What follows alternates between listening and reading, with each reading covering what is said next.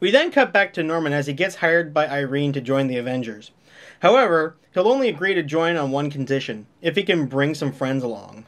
So Norman drags Irene to the junkyard behind the director's house, to a junk planet, to rescue Norman's robot companion. Given the fact that Norman can nonchalantly best any robot he comes up against with his bare hands, you'd think the robot he considers his best ally, a robot he swears will be incredibly useful, will be like some epic combination between Optimus Prime and the fucking Terminator. A machine so badass when it became sentient, its creators decided to kill themselves to escape the terrible fate that awaited them in the cold steel clamps of their mechanical progeny. Oh, I bet this thing will look fucking, what the fuck is that shit? What is that? It looks like the unholy spawn of Donald Duck and C-3PO. This is the robot that Mr. Kills robots with his bare hands thinks will be useful? It's like you took Jar Jar Binks and put him through the RoboCop program. From the moment Norman shoves a couple double A's up this thing's ass and wakes it up, you know you're in for a world of pain.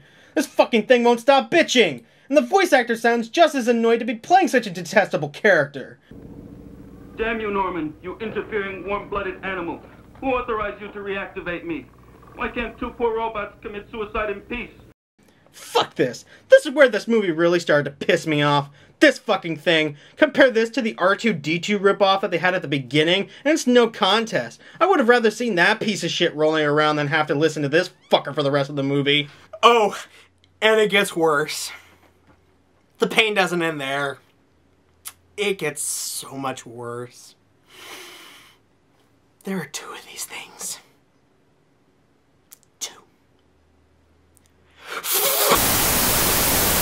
That's right. Two fucking robots that would make Marvin the paranoid android look fucking cheerful by comparison.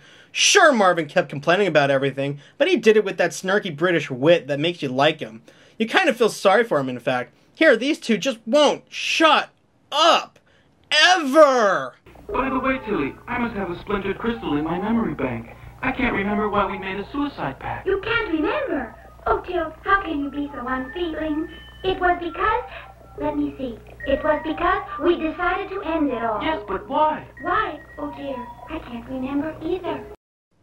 They always bitch about why they wanted to kill themselves. The movie devotes a ton of time to this mystery as if it were really important, when it's really immediately fucking obvious. They're abominations, created by a being whose sole intent was to spread pain and misery throughout the universe. Fuck the alien invasion, these two are the fucking antagonists! And the reason for them being here is fucking stupid too. Apparently Til can become intangible at will. A design I'm sure had something to do with the fact that everyone kept trying to beat him up every time he spoke. Well, I could see that being useful, it's just not enough to justify these two things existing. Tilly can't even do it, so she's fucking pointless. Ugh. Anyways, with the Avengers assembled, it's time to figure out a plan. Basically, it all boils down to the fact that the alien ship is made of a rare material that's indestructible. Granted, this would have been a great point to justify the arrival of Wolverine to solve all their problems, but that isn't the case. Sean and Bridget are experts on the material, called Endurium because unobtainium was too fucking obvious. So while they work on that, Dirk and the others prepare the perimeter for any potential alien attack. Well, it's safer to say that Dirk does all the dirty work while everyone else just dicks around. Rimmer here seems like he's fighting with the director on where his mark should be, while Norman practices for his Cirque du Soleil audition. Meanwhile, Maury gets a sudden gas attack. Actually, he's just sensing a disturbance in the Force, as the human handbag probes his mind to figure out their plans and sends his army of backup dancers to stop them. Jesus, talk about a fearsome force to be reckoned with. I don't get why they're being sneaky. You can see them from orbit, they're wearing so much fucking gold. Still, they managed to jump Irene in the forts and slap some sort of mind control bracelet on her. Meanwhile... Why don't we carve our names on a tree? In a heart? No, we can't do that because a tree is a living thing, and the law of robotics won't let robots damage living things. Oh, for the love of fuck, shut up! Shut up! Oh, please, somebody put them out of my misery! Shh, what's that? Someone's coming. Till, I'm frightened. Yes! Yes!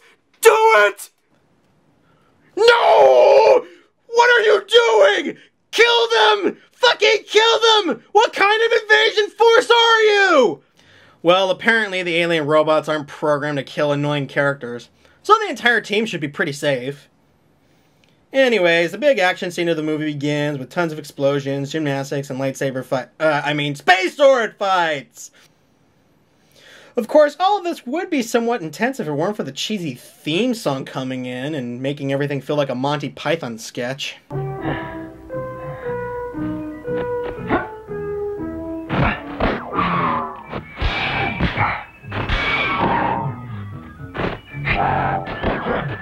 However, the hero's minefield is doing little to stop the onslaught. With defeat imminent, our heroes decide it's better to kill themselves rather than be killed by such pathetic enemies.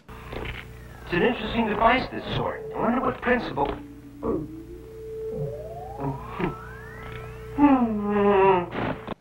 No, not really. Actually, they decide to play dead in the hopes that the robots won't attack them. And it works! Do the androids decide to destroy the base to prevent others from trying to develop weapons against them? Nope. They just walk away so that the heroes can revive and go back to the mission as if the whole attack was completely fucking pointless! Well, now that the alien has sensed Maury's telepathic powers, he sets his sights on kidnapping him in order to breed a race of telepathic slaves for some reason. Why would slaves with the power to fuck with people's minds be useful? I don't know, it sounds more like a disaster waiting to happen. Speaking of disaster, Bridget and Sean's research into anti-endurium ends in a failure. Until... oh, Jesus, I can't believe I'm saying this. Until Til and Tilly save the day with their superior robot intelligence. Fuck this movie. Anyways, with a weapon capable of fighting the aliens, our heroes go about fitting their ships with anti-endurium weapons. As this is going on, the aliens use Irene to kidnap Professor Maury.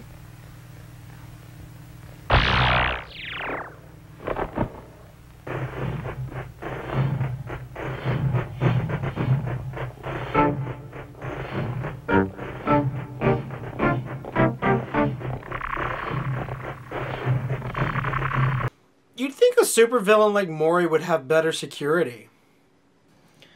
Well, our heroes won't take that lying down and get ready to storm the alien ship and get him back.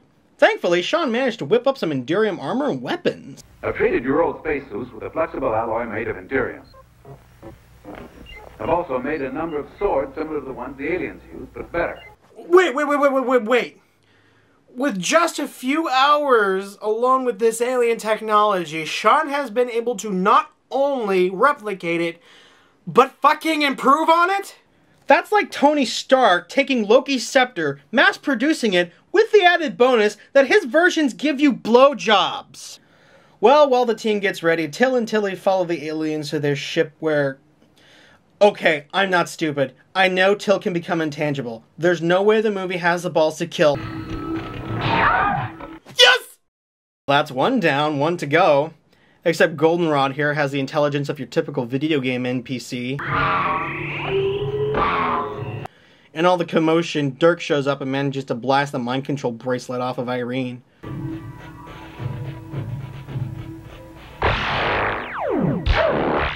Damn good shot too. Just a few inches off and he would have blown off her arm. Fuck. Sadly, the ship's door closes before Dirk can climb aboard. But that's okay. With Irene free from her brainwashing, she and Til can... What's happening? Are you all right? Something's happened to Tilly. I've lost psycho contact with her. Whenever this occurs, all my programs zero out, and I can't move anymore. I'm not even going to begin to explain how stupid this is. So with that, Irene must wander the dangerous ship alone. It's okay though, she finds Maury pretty easily. And by pretty easily, I mean behind the first door she fucking tries. Meanwhile, Dirk and the others plan to reactivate Tilly. Because they hate me. And it would allow Til to open the door for them. Irene and Maury somehow manage to get turned around on the ship, so the others have to go in and fight their way through an army of androids to save them. Action, action, action, everyone gets out safe and sound. The ship takes off, and the climax of the film is underway. An epic space battle. Powerful alien ships against a handful of enhanced human fighters. It seems our heroes are still outgunned, until Maury uses his battle meditation to even the odds. Yeah, it's no battle in the Death Star trench for sure. The cockpit scenes are too dark, and I found myself just trying to stay awake, let alone trying to figure out what was going on. To think I actually missed the incomprehensible editing of the Transformers movies. What ends up happening is that the heroes try to save the enslaved humans by trying to get the slave ship to land. Hollywood ends up biting the dust. Even in the great days of Hollywood, no movie star ever died so heroically. He died as he lived, as an annoying prick. Dirk wipes out the remaining fighters while Sean and Bridget... Sean, Bridget, I've eliminated the remaining saucers here, but I don't see you on the radar. Where are you? We're right on his tail, Dirk. We won't give up if he goes to the end of the universe.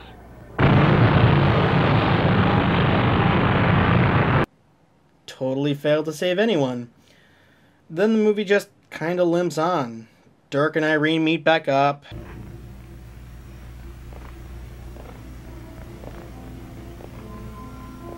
You survived. Yeah.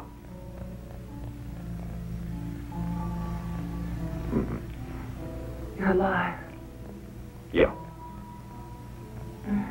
You survived. Yeah.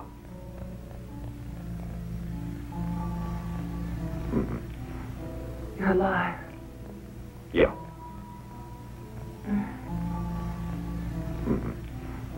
You're alive. Yeah. You survived. Yeah. They kiss, completely ignoring the fact that her recent boyfriend was just murdered by aliens, while Maury pervs on them through the security systems.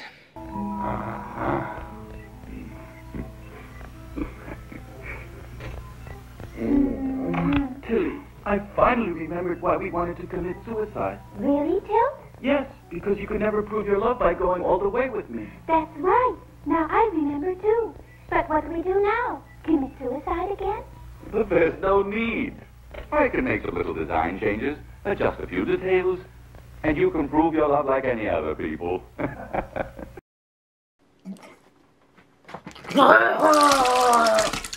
After that nightmarish scene, the film jumps back to the alien auction where Sean and Bridget have managed to manipulate Alien Man into selling Earth to that creepy sweaty guy from before. They take half the earnings and manage to get the enslaved humans. What do they plan on doing? Starting their own twisted civilization, apparently. Hooray for the heroes!